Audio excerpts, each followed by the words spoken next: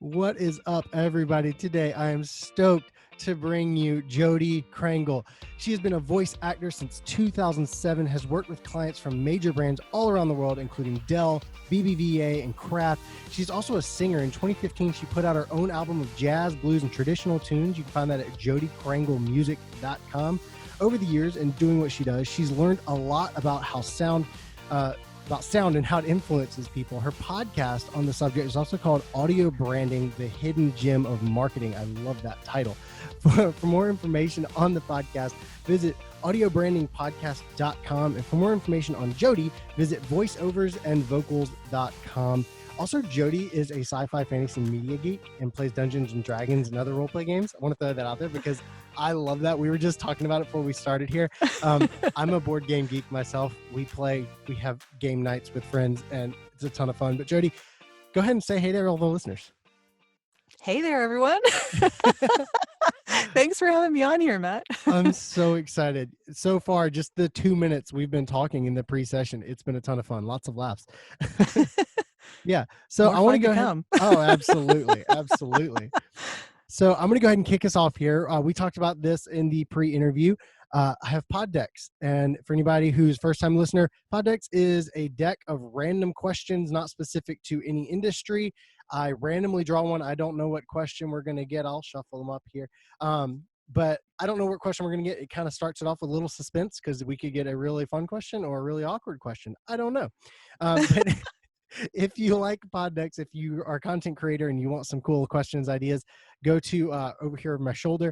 They're my sponsor, Podex.com. If you use coupon code TheMattPeet at checkout, you get 10% off. So you save a few bucks right there. But I'm going to go ahead and draw a card. Let's go right here. All right. Let's see what we got. Here we go. Drum roll. When were your parents most disappointed in you? That's actually a good question. That's a question. Wow, that's like deep dive here, right? I thought it was be like a fun thing. Life story.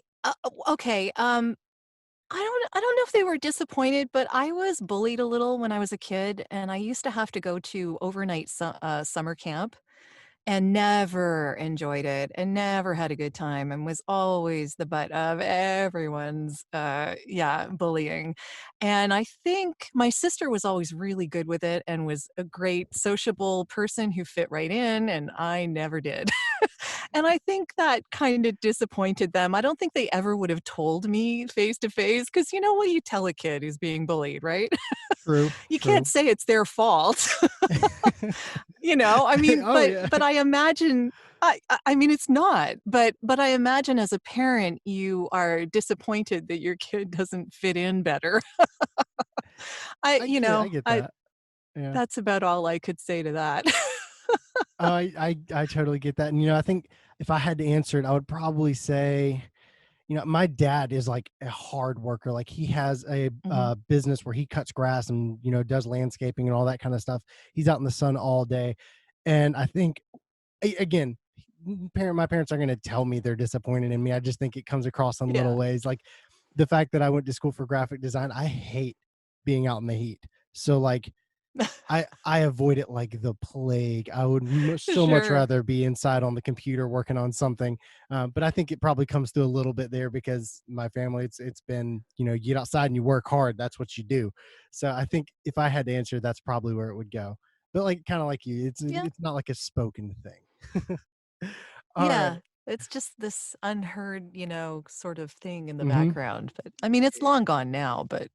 Well, that and the fact that I haven't given them grandkids yet. My brother has done that. Oh, so, okay. I didn't do that either. So I feel you. Yeah. My parents, oh my gosh, for years, they're like, we want grandkids. We want grandkids. It's like, I don't want kids yet.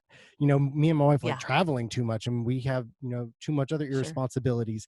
So we decided we're going to put off having kids. My brother, he has them. They have their grandkids now. So I like to think that has kind of been sufficed for a little bit. They're kind of held over. Yeah.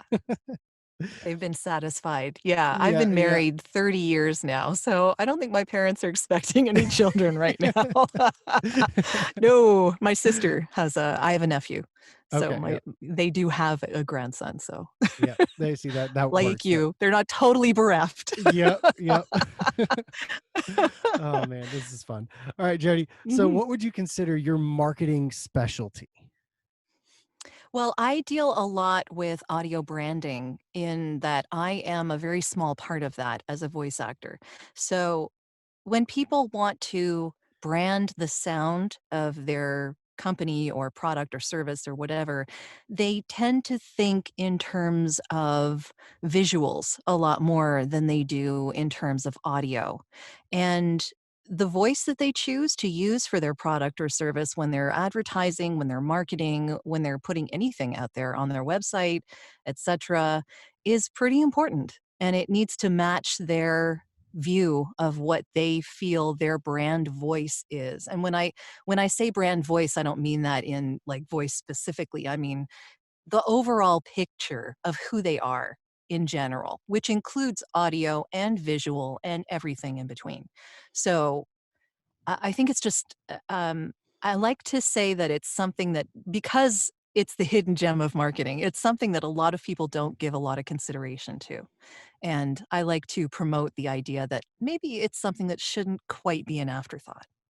And I want all the listeners to know when I first heard of you, Jodi, I thought, voice actor, not really marketing, and I wasn't sure. And then, I started like looking at all your stuff and everything. I was like, this is 100% marketing. I mean, when it comes to video, audio, I used to coach people in how to create videos, like wedding videos, epic highlights, that kind of thing. And I would tell them that you can be amazing at shooting video, but if your audio sucks, you have a bad video. I mean, Exactly. you Yeah. you can't skimp on the audio.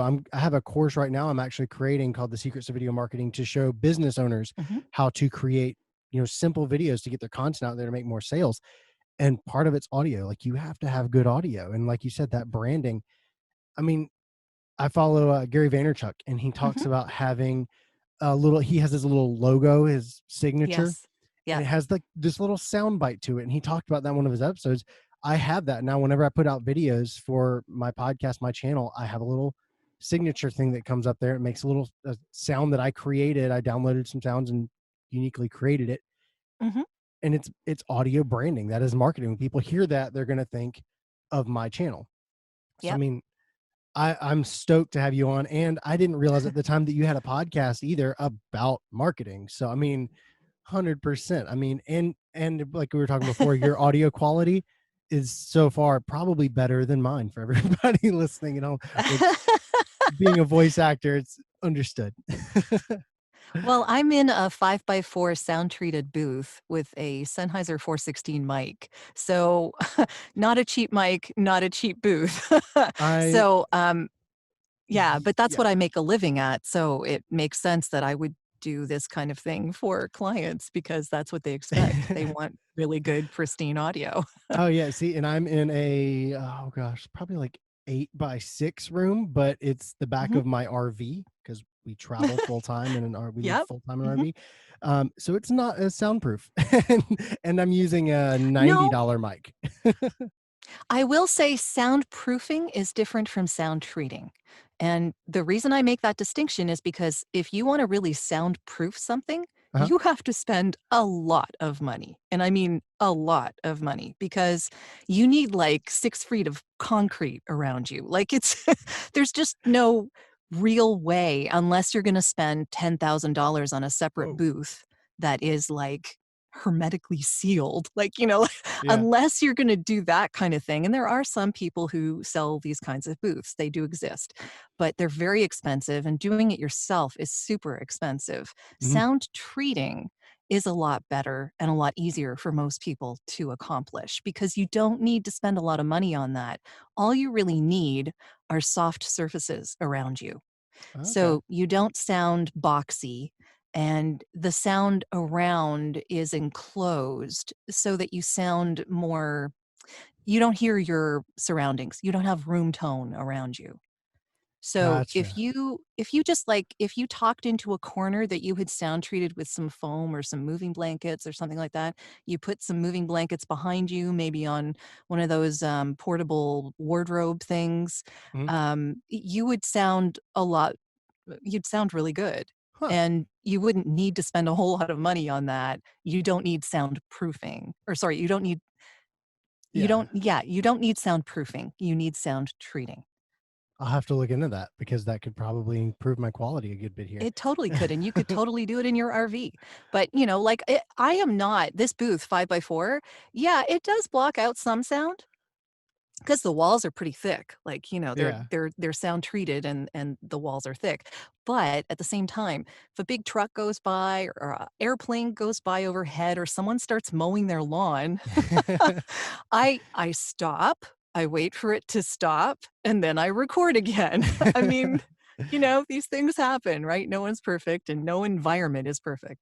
Yeah, yeah, and that's my thing, like, I could run off of the done is better than perfect, probably to a fault Yes. sometimes. Probably because back when I had my first podcast, I would set up like this booth in the middle of my apartment, and it was like Mhm, blankets and sheets and everything. And I would stand in there and record. Now I wasn't mhm. recording video for that podcast though, so it looked really ugly. I mean, this doesn't look beautiful, but I mean, it was like sheets hanging behind me and stuff. Yep. And then it got to the point where like I hit that done is better than perfect mindset for me, Yeah, and I got lazy about it, and I was like, you know what? But I was in an apartment, it didn't sound near as good. In here, it's probably helping that it is. I'm in a smaller room. So that's Yeah. good to know. And Um, also being fairly close on your mic, not too close, but yeah. fairly close on the mic, you get rid of a lot of the room noise around you. So Oh. you're probably doing better by where you have the mic and a mic that probably doesn't pick up a whole lot outside of its immediate range. Yeah, I have the Blue Yeti, but I Mhm. mainly use I mean, I'm sure as a voice actor and everything, you probably like cringe at that. But I Mm, have that one. I for mainly podcasters, it's great. Yeah, I mainly use it for like live streams, like Facebook Mhm. Lives and stuff, Sure. because it's more out of the way. This is like on a lot of the bendable flexi arm things, and it's always in the way. I could not figure Yeah. out a place to put it where it wasn't. So the Blue Yeah. Yeti just sits on the desk in front of me, and it's super great. But the audio quality, like you said, unless you're right up on it, the gain just increases and it just pulls in all of the room noise, and it's not great. Um, Yeah. Yeah. but yeah, so that's super cool. And in my course, I talk about different microphones people can use for video. And a lot of the videos I put out, I'm using this microphone, just standing behind it like this, because for me, it's more about the content. And I Sure. want to make sure people can hear that clearly and everything. Now I also have lav mics and all that kind of stuff that Mhm. I use for my professional, uh, my clients and that kind of stuff. But audio uh, quality is really important for people when you're putting out videos. My thing is video, but I'm loving where this interview is heading so far, talking about audio. I'm loving this and audio branding and marketing and everything. So, do you just do the voiceovers for people, or do you have like sound design and that kind of stuff as well? No, What? I just do the voiceover, yeah. Okay. I do talk to a lot of people who do sound design. Yeah. So, if someone needs that and they're not sure who to go to, I can make some recommendations, certainly. But generally, when people come to me, they've already got most of it figured out. Gotcha. Okay. That's kind of like me for wedding video. By Yeah. the time they come to me, they already have their photographer, their caterer, their venue. Literally, I'm Yeah. literally the last person. But Yeah. I work with a company who uses sound design or not sound voiceovers, Mhm, and they don't get me to find the voiceover. They just send the voiceover to me and say, "Hey, here's the song, here's the voiceover, make it." And it just it makes the me making the video so much easier because I don't have to come mhm. up with a script and all that. Like the voiceover just sounds perfect. It's literally plug and play. Like I drop it in there and I put, I spent time making sure my video looks good. I have good video quality. I drop the audio, that voiceover on top up under it, and it just, man, it sounds perfect. It just comes together, makes the quality so much more professional than if I were to just try to do it on my own or, Mhm. try to do it without a voiceover. It just, it elevates it. It takes it to another level of professionalism, 100%. So if anybody out there, you're Yeah. wanting to put out a good piece of awesome cornerstone content about your business, literally it makes it so much easier hiring somebody like you, Jody, to record the voiceover and then add video on top of it. It makes it seem so much more Mhm. intricate. It's amazing. So I would definitely Yeah. 100% recommend that. So what's something you see people doing in their marketing that makes you cringe? Choosing the wrong music for their brand. Ooh. And, I as a voice actor, I don't usually find people doing things wrong by the time they get to me, because a lot of the people that I speak to are creative directors and video production people like you, or even content creators, and they have a vision in mind for the client. I would just love it if the client was more involved in that almost, Okay. you know? Yeah. I I like that the creative directors and the video production people can bring them in a certain direction and let them understand how everything works together. I think that's fantastic. I think that the company itself should have a better idea of who they are and what they do and why they do it and what emotions they want people to feel when they see and hear their content. So once they know that, they know who to choose for voiceover, they know what music to use, they know, they know what sound design, what sounds do you even wanna have in your whatever you're making? There's all sorts of different pieces that go into this. But the problem that I think I see a lot more often is that when the companies are left to their own devices, they don't really know where to go with it. So I'll hear a lot of, like, on hold of 80s hairband music for a high-end jewelry company or something like that. Like, it's like, just makes no sense, because they haven't thought about every little aspect of who they are and what they're presenting to the people that experience their brand. And I think they really need to pay attention to everything, and it all works together. You're creating a picture that is multi-sensual, put it that way. That that is such a perfect answer. I can definitely tell you've explained this to people before because that man, that's perfect. So, real quick, I want to throw people over. You have something you give away on your website. It's called the 5 tips for creating an intentional audio strategy. We just touched on that. I felt like right now is the perfect time to throw it out there. If anybody wants this, go over Sure. to voiceoversandvocals.com/audio branding strategy. I'll have that in the description. Wherever you're listening to this podcast, it will be in the description. So you can go over there. But the number one tip, I'm not going to give all 5 away because I want people to go grab this so they can actually use it. But the number one tip is deciding who you want to reach. And that becomes who your ideal client is, who you are as a brand, a company, like everything you just said basically breaks down in that number one tip right there. Tip number one. Mhm. And I think that is amazing. So, I mean, there's, like I said, there's 4 other tips here. Um, so I think that knowing that, like you said, having the company involved in, making sure that they're reaching, not having 80s hairband for a spa or a jeweler, like, Yes, it exactly. you're going to hit the wrong type of genre and it's not going to commingle and the ad is just not going to work. um and again, that's something I make videos and I didn't realize that that was like an active part whenever I'm choosing a song for the company or for a wedding or for whatever it is. I'm trying to match the feel of their entire brand, their colors, basically trying to match their all of their imagery with the perfect music and voiceover. And Mhm. because that is going to connect. And you talk about that more in here, how about how audio connects with people. That's like one of the biggest things. And I think I saw something in here about oh gosh, where was it? About how the audio in stores, when you're buying stuff in stores, Mhm. how the audio, I think I saw that in here. And I just recently watched a video actually where they talked Yep. about the audio in stores. It's called Food Theory. It's by a guy Yes. named Matt Pat. He just started a new channel called Food Theory. And he talked about how whenever they played slow jazz like music in a grocery store, people bought 40% more stuff Yeah. just by switching the sound while you're shopping that nobody even listens to. You're not even paying attention to it. And it had a 40% increase in sales. There is actually a study, I think I linked to it in there, where they did a study on, liquor stores and people buying wine, and they played French music first, and people bought, like, 70% more French wine, and What? then they played German wine. and people bought way more German wine. So, I mean, yeah, we are totally influenced. In fact, by what we sound, we can influence how we taste. Oh my Our gosh. senses work together. So, I love talking about this on my own podcast because we are so influenced by what we hear. It influences everything, and it's one of the quickest ways to get to your clients, your customer's heart immediately. It's like an emotional shorthand. Oh yeah, like if you're a spa, I shot some videos for a spa.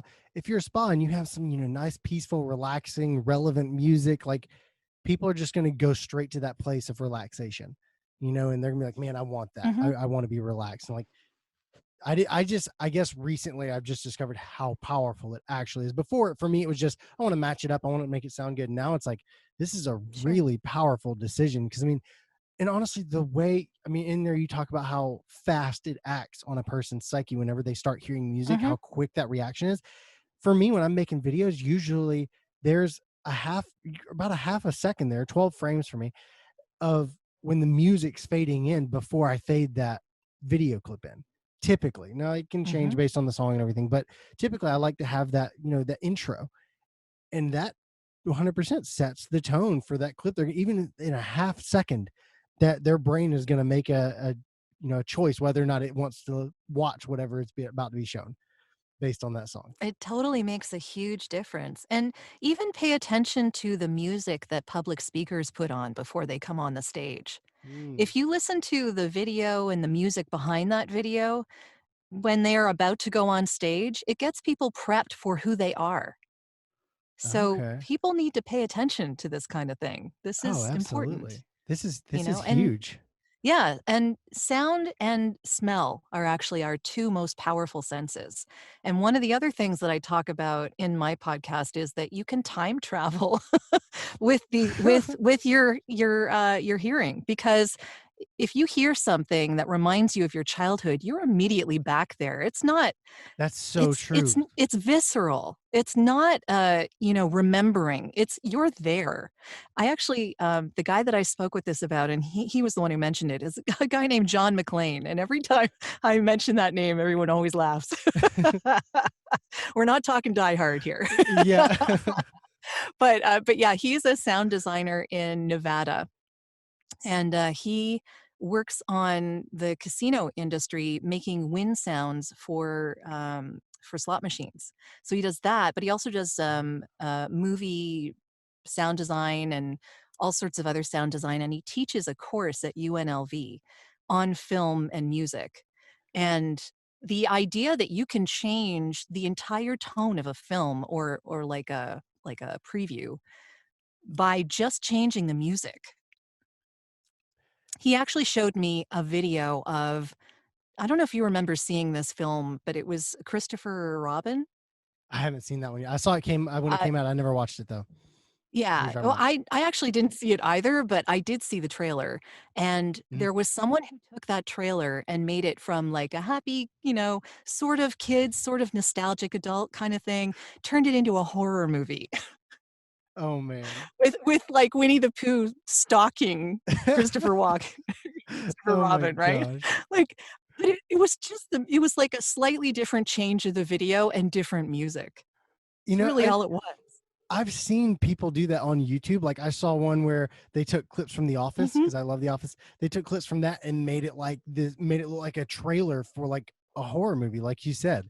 And it just took like mhm, the right inflection of what they said with the music, and it just and I've seen the videos where they took Star Wars yep, and they took the backing music mhm, track out of it. So it's just like it was the final ceremony when they're like getting the awards or whatever, and they were like walking up, and it's and like, they're just standing yeah, there. it's Yeah, just awkward. It's like complete silence, and you hear people clapping, and yeah, it's like, it's really sad and awkward. mhm, Yeah, so like you said, whenever you're yeah, going to speak on stage, that music leading up to it, or the video introing you in there, that gets people to that level. And honestly, I talked about mhm, this on a podcast yesterday. I was on a Kent Sanders podcast, and I talked about, he asked, how to be on video. And I told him that you want to have a certain mhm, energy level, for whatever you're selling. So if you're a spa, you want to have relaxing, sure, you want to put that energy out, but whatever energy you put out is the energy you're going to get back.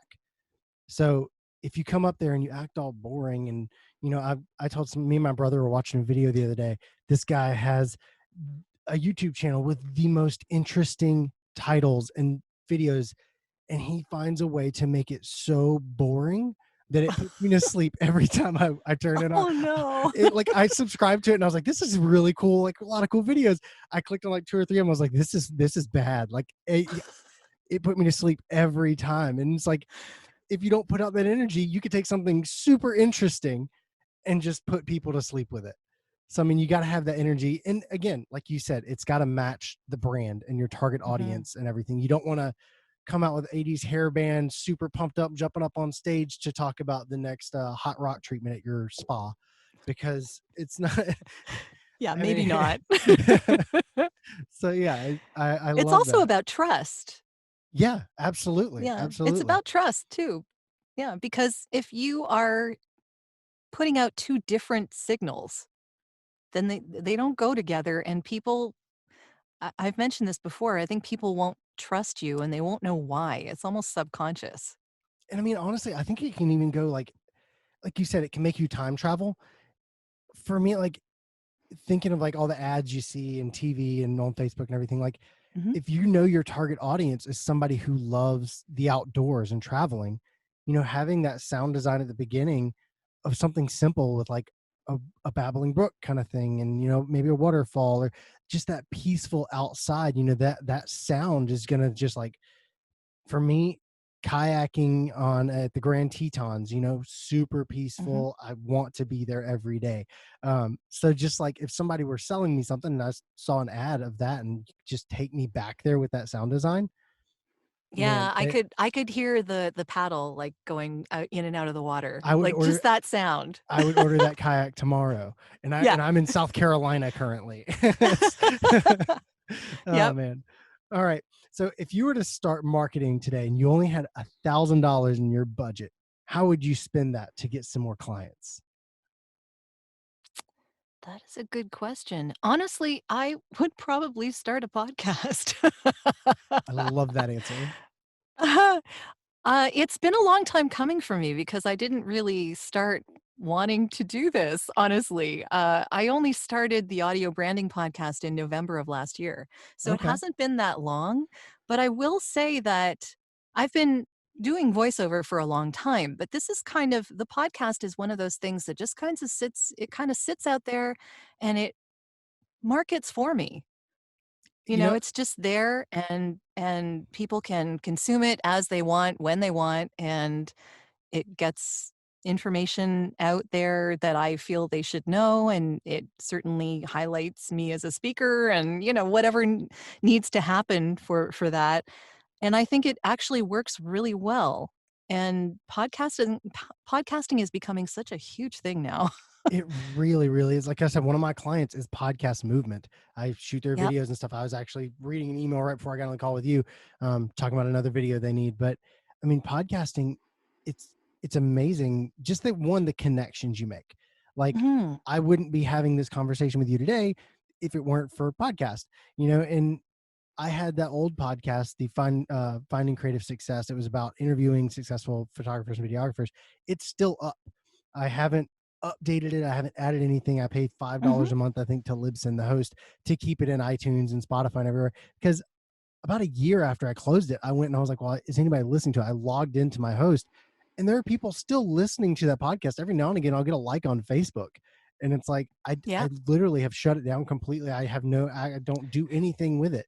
And people are still out there listening to it. And it's crazy the longevity that the It's podcast amazing. has. Yeah, without me Yeah. promoting it See, I at was all. laughing when I saw your about video. I was kinda laughing because you mentioned the the Yeah. the false start. Yeah, Yeah. I had a podcast previously from about June of last year until November, probably October, that was called Jodi's Silver Linings, and all it was just some, philosophy. Yeah.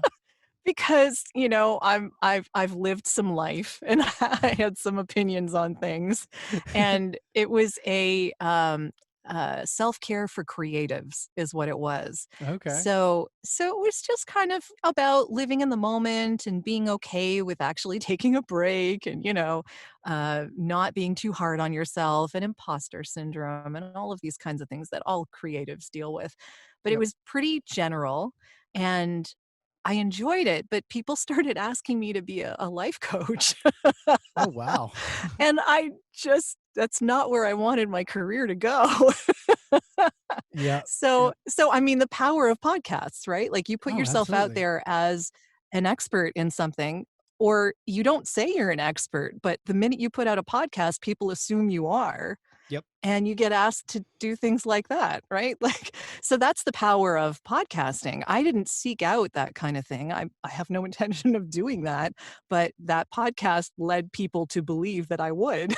So I figured, why not have a podcast that more closely fits into what I actually want to do? There you go. That's the same thing with me. I mean, I started that podcast. I was Mhm, like, well, I'm going to learn the business side of photography and videography. And like after I got into it, it was mhm. like I'm literally just interviewing these people and like learning their tips on marketing. It's like I think my true passion is not photo and video, it's marketing. And it's like, Yeah. Yep. 100 episodes later into that podcast, I was like, I'm going to shut it down. It's like I got to the point where I was so busy with video work at that point. Cause I mean, it did Mhm. send me a ton of clients. I mean, I had people that would listen to my show that would refer me, and they'd refer me a $5,000 client. And for me, at the time when I started that podcast, I had one $2,000 client on the books. So for me, within six Mhm. months later, I had guests or listeners sending me $5,000 clients. Like, it was huge for me. Sure. But like you said, that false start. But the power of podcasts is absolutely amazing. For It's anybody who out there, undeniable. oh, it really is. It really is.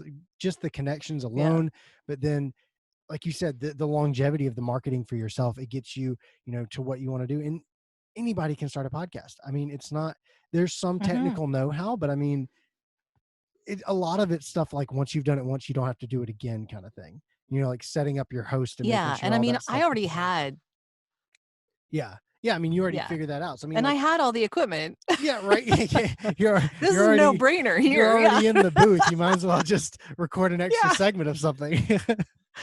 Exactly. But, I Absolutely. made mistakes in the beginning too. I mean, when I work with clients, I remove the breaths because they Oh, remove them when they put them into videos, right? Like, yeah. you don't wanna hear the breaths when you're putting a voiceover in a video. Yep. Commercials, web explainer videos, all of that stuff, it's all gone, right? It's very Yeah. pristine. You can't do that on a podcast, and I didn't realize this. Oh, yeah, you So can, but so well, you can, but you start to sound like a robot, right? yeah. You don't want that. You wanna sound real. That's the whole point of a Exact podcast. You're reaching Yep. directly to the people, right? Yep. So it's a Yep. little more personal, and you don't wanna end up sounding like a robot or that you've made it too perfect because Oh, yeah. no one's like that, I really. I actually went back, do you know Amy Porterfield? Online Marketing Made Easy? Yeah, I think So I so. went back and listened to the very beginning of her podcast. It's like I want to see what it sounds like because everybody always talks about the beginning of their whatever is horrible. So it's like I'm gonna go back and listen. And I listened to it, and a few episodes in, she actually talked about how she was making a shift to be less perfect Mhm. because she was getting feedback of people saying I don't connect with you as much because everything sounds too perfect. She was, like you said, taking out the breaths and Yep. all of the holds and false starts and all that. Like, have that in there and it connects with people. That's the kick I'm on right now with marketing. It's like I thought that everything I put out needed to be perfect. I needed to have these videos that were like curated and scripted and Mhm. absolutely perfect. When yeah, that stuff's good as like cornerstone content, to sell something, but you also need something like the podcast, like we're talking about here, where it's just imperfectly perfect, where people can connect with you on a human level. So, I mean, Yeah. and there's definitely Exactly. Yeah. definitely things you can do to elevate that to get it to a level of, not just total poopy, but like I like like like that. you trying to censor, Uh-huh. but like have it so it's intentional, but Mhm. it's not just bad. I've heard some podcasts where it's just like, okay, they went into a room and decided to press record with no guidance as to what was going to be talked about, Yeah. and that's like the joke of like, I saw somebody post in a podcasting group about how the pandemic has caused too many middle-aged white guys to sit around eating wings and call it a podcast. And it's like, that's they might have a point. Yeah. yeah. It's like, Two okay, guys in their basement, they're not in the same basement anymore. yeah, right. But yeah. Yeah. So like, have some guidance. There's ways to make it good. It doesn't have to be a bad podcast. And there's some simple ways to do it. Like you said, with audio design, that's a really, figure out your target audience and go download this sheet that Jodi has put together for you over at voiceoversandvocals.com/audio-branding-strategy. One more shameless plug. And figure out your perfect audio branding, because that's going to help you connect with people. All right, Jodi, I'm going to go ahead and push on here because I could literally just talk in circles around that all day. So sure. what was the last book that you read that you would recommend? The last book that I read, you know what? I started reading a lot more marketing books than I have in the past, and one of my favorite ones is Story Brand from Donald Miller. And I used it when I redid my website for voiceovers because I wanted to simplify things and just take it down to its basic level. Because the more complicated you get, the harder it is for people to get your message. And that was really my one huge takeaway from that book. As much as it has a whole bunch of other stuff in it too, I think it's a fantastic read. And I think a lot more of us need to simplify. Yes. And I live, funny you say the word simplify. I live by that. Mhm. Have you heard of John Lee Dumas, Entrepreneur on Fire? Yes. That part? Yep. So I was listening to his podcast years ago. I was probably either in college or just out of college, 2014, 2015. And I think it was Tony Robbins he had on, who talked about how he had this board that he got from somewhere overseas on one of his fancy trips. But a guy made the board and all it said was simplify. And it wasn't like the best, prettiest, like nice thing. It just simplified. His whole thing was, whenever you're creating something, instead of thinking, what can I add to this to make it better? Shift your focus to, what can I take away from this to make it better? And when I had to be when I was in college, because I remember I was in college for graphic design. And that was one of my biggest flaws, is when I was creating something, I would always think, okay, well, now what can I do to really elevate this? And when I got to that like simplify mindset, the entire aesthetic of my design on everything just shifted. I mean, my logo right now is literally an MP with an underline. It's super simple. I mean, that simplifying is huge. And you're, I think, oh gosh, episode 8 or 9 maybe of the podcast, and you're the second person to recommend Story Brand.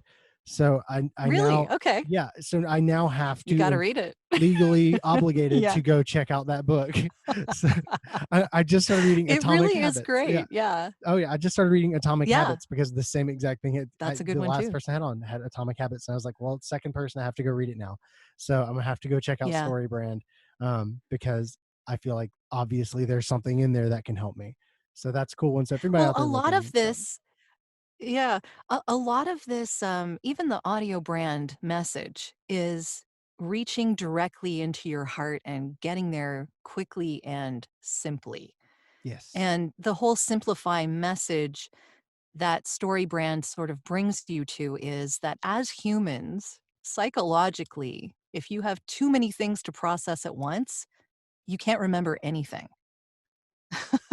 So you don't remember any of the message that you were given if you're given 5 at a time, right? that's true. Yeah, If you're given 1, you can focus on that 1 and do that one thing. So do that one thing in your marketing and it's gold. I love that. I absolutely love it. So if anybody listening, the one thing that we're going to take away from this one is audio branding, and how to connect with your audience through that simplification of audio. Mhm. And just, I was thinking about it while you're talking, if somebody out there really, is understanding this and they're really grasping how important this is, and they want to hire you to do their voiceover, I mean, where can they find that? Just really quick, just because I'm interested now. What Well website do they go to hire you to do that? well, the website is voiceoversandvocals.com or jodikrangle.com. Perfect. And So, yeah. I may be overstepping a line here, but I'm asking anyways. How much do you normally, like? How do you charge people for that? Like, is there like a go-to pricing structure, or how's that work? It's really dependent on where it's gonna be used, how many people will see it, and for how long. Oh, So, it depends on if it's broadcast or non-broadcast.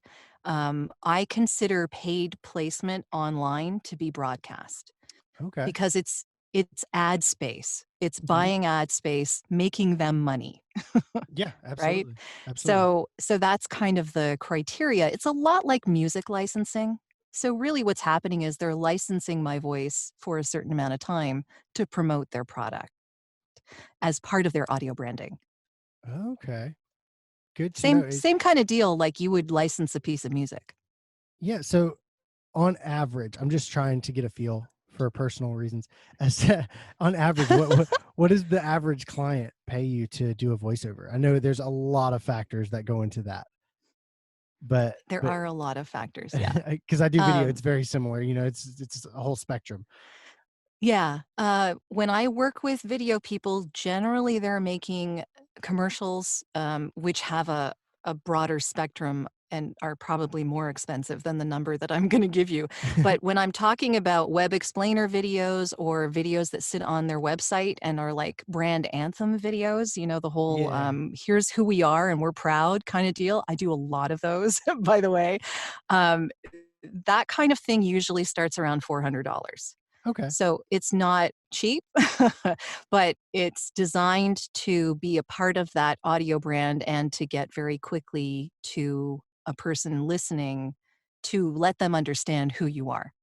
And honestly, $400, that's cheaper than I was thinking because It bec- depends on, well, it depends on where it's being used. well, But and yeah, because that's generally for a website's video. and well, like I said, it makes such a huge impression, It really does. especially like you said, if it's like a flagship piece of content about who we are, that kind of thing, like to have that, Mhm.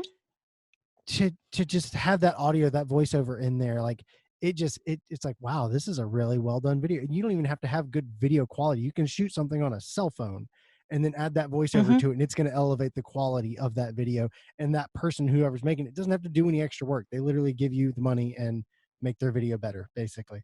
But I just wanted to kind of Yeah, get like a it's roundabout totally, answer. So yeah, yeah. that's really cool. Yeah, there are other factors that go into that. For instance, if someone wants to live direct me while I'm doing their product Oh, or that's their huh. project, they can do that, and there is a session fee for that. But it's fairly easy to do, especially now that we're all remote. Yep, yep. I have a Skype account and Skype number, or there are any number of remote session capabilities. There's something called Source Connect that a lot of people in my business use and creative directors and ad agencies, they all know what that is generally.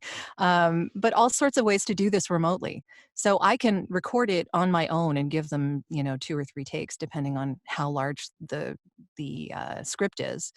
Or and then they'll have enough choice, so they can mix and match different pieces of the audio that I give them, or they can direct me over the phone and or over Skype or whatever and have me go through however many times they want and Oh redo wow, sentences and get the exact inflection they're after, and yeah, I mean, it's that's pretty all cool. yeah. So, another probably off the top question, off the wall question. Do you offer any like script writing services or anything? Not usually, no. No, I will sometimes help people who have, who English isn't their first language. I've worked with a lot of European clients like that, like, from Sweden and Denmark and, German clients, and actually German clients less than the others. It's strange because 'cause they speak English really well. Huh. But every once in a while, I'll find that there's a turn of phrase that isn't quite grammatically Doesn't connect. or Yeah. yeah, it doesn't quite work for the English speaking market necessarily. And so I'll make a suggestion. But Okay. beyond that, no, I'm not writing the scripts. I have to know Okay. how to interpret them.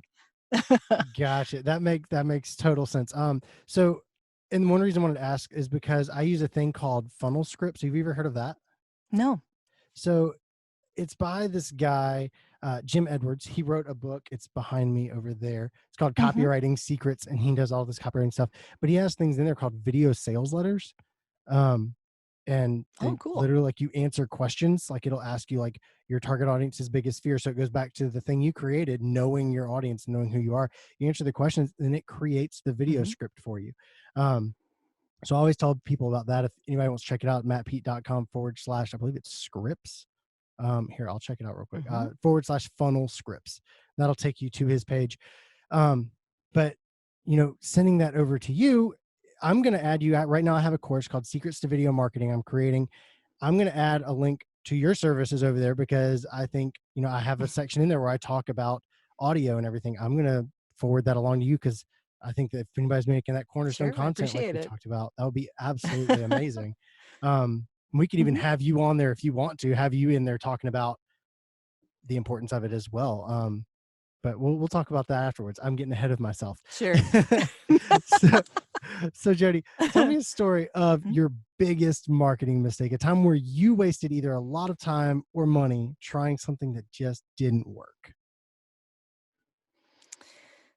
Oh my goodness, I'm trying to go back to, oh, wow. I mean, I've had a lot of stops and starts of various careers before voiceover. And I'm sure that there are courses I spent money on that I got absolutely no return on at all. And, trying to find that one thing that was gonna, make me feel like I was successful. Right? Yep. I think we all do that. Oh, But absolutely. almost the first podcast, I would almost say, uh, because I did spend some money on it and was having somebody, edit the audio for the interviews that I was doing. And so Gotcha. it did cost me a bit of money, and then to find out that really I kinda done that for no reason. I started it, like, way before I was really ready to start, like, that whole, ready, fire, aim thing. Yep. Yep. And it was a learning experience, I could definitely say that, but it was kind of a failure. Oh, see, I love that. And like that's like that my podcast. I shut down the other one. I waited 2 years to start this one because I didn't want to mess up again. I was afraid to because it takes a lot of time. I mean, It look, does. when you're just off the cuff thinking about it, it's like, yeah, I guess it took some time. And then when you really get down in there, it's like, man, starting a podcast, like it's simple, but it does take time. It's not There's a just lot of moving parts. Yeah. exactly. Yes, there's a lot. That's a good. And it's depending on how like intense you get with like you go full website and you're on all the platforms you can be Mhm. on, and you have the social media going. If you're doing all of it like treating it like a business, like you said, a lot of moving parts, and that can take a lot of time. So I feel your pain Yeah. there. I think what I ended up doing with the new podcast was less creating like a Facebook group or a specific web page for it or anything like, or a specific website for it. And I kind of went with the whole branding of it's me. I did. That's what I'm doing too. Yeah. So it doesn't have my name in the actual title or anything, but I'm linking directly to my own Facebook, my own LinkedIn. I'm not making something separate. Yeah. The page is on, my podcast page is on my voiceoversandvocals.com page. It's not a separate website. It's just all me. Yeah. So, what you hear is what you get. And honestly, I that's one thing I was struggling with. Like my video production business name is Repeat Productions. So it's I RE. like that. Well, it's cute, but it's RE hyphen Peet because my last name is PEET, Yeah. Productions. And it's again, when they say when you're picking a business name, you can either be clever or was it clever or clear? I always Yeah. choose to be clear over clever, whatever that is.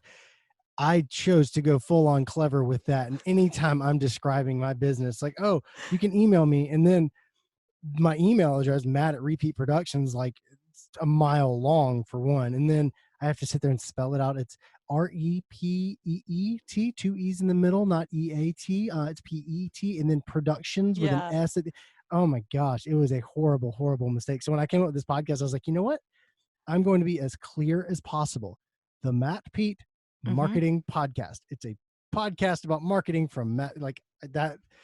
I love the simplicity of what you're doing and how you're doing that. And anybody who hasn't started yet and you're trying to pick out a name, Be clear with it. Be Yeah. simple. Keep things simple. It's going to save you so much headache in the long run. Trust us. We've both been there. Yeah. We've both made that mistake.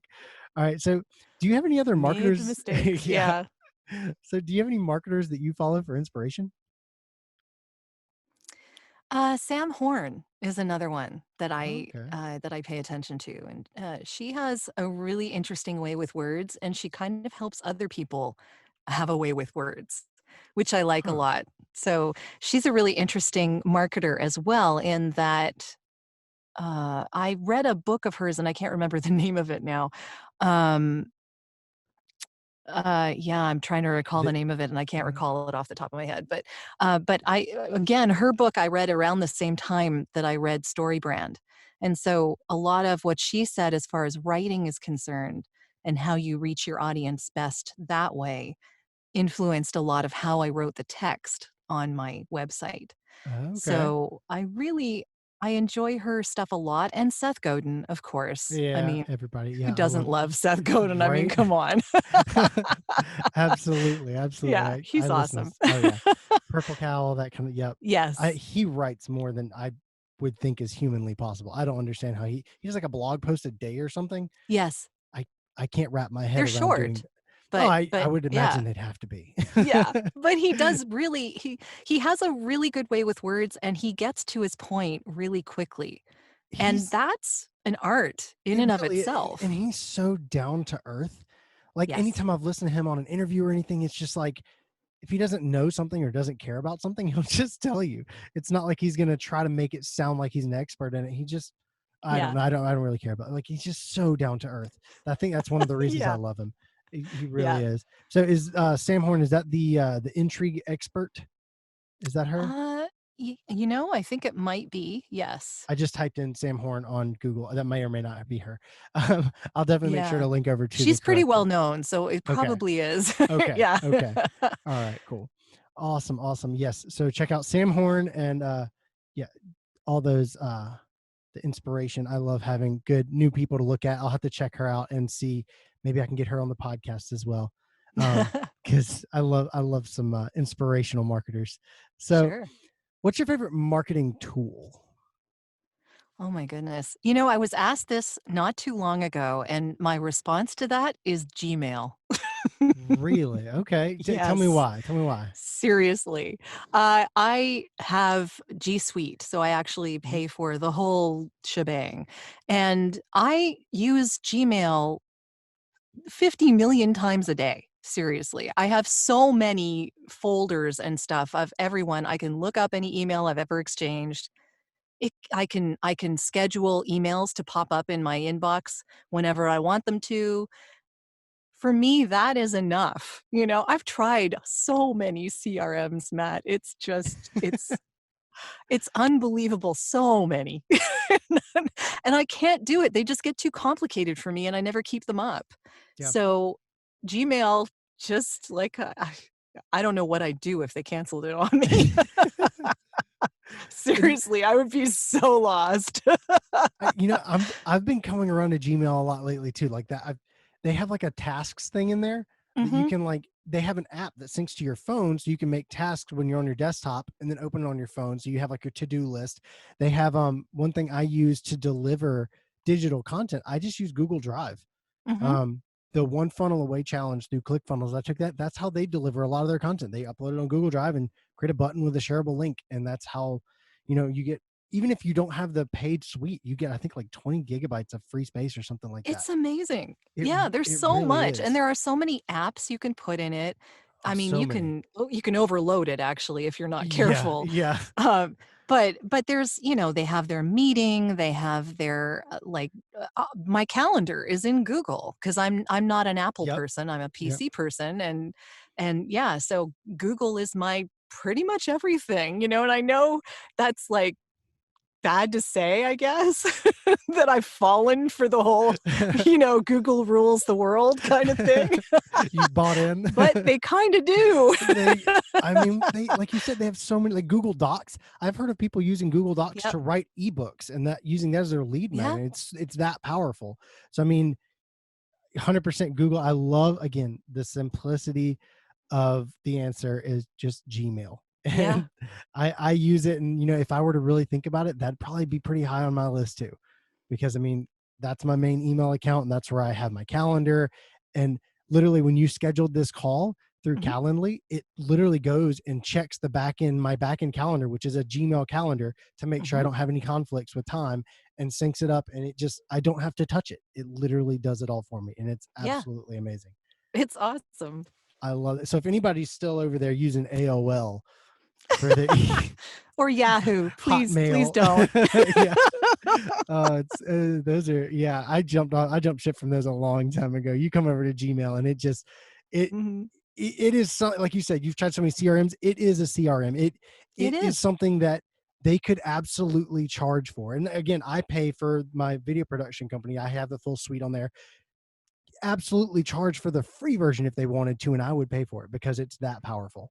It has that Mhm. much functionality. Yeah. Awesome, awesome. All right, so I mean, even G Suite is like, I don't know, $7.99 a yeah, month or it's something like that. It's not not that expensive. expensive. It's Yeah. really not, and it just, yeah. And if anybody out there is trying to get a business email, so like again, Matt at repeatproductions.com. Oh my gosh, but that's how I have my business email set up through my host. It's actually a Yep. Gmail account that it just has a mask over the end of Gmail. Instead of at Gmail, it's at Repeat Productions.